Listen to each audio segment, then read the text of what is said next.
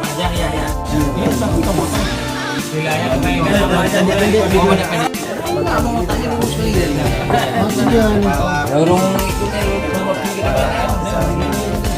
dari Media Center Nagan Raya menyelenggarakan sosialisasi pelatihan jurnalistik, di mana kegiatan ini dimaksudkan untuk memberikan pengetahuan kepada Babinsa tentang teknik foto jurnalistik, kemudian pembuatan berita, sekaligus pengenalan gadget, dalam hal ini HP.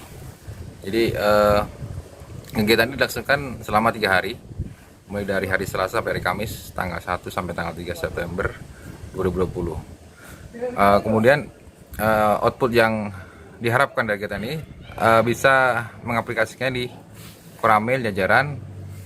Jadi mereka bisa membuat berita, membuat pengetahuan lebih ke fotografi, ke videografi, dan pembuatan berita.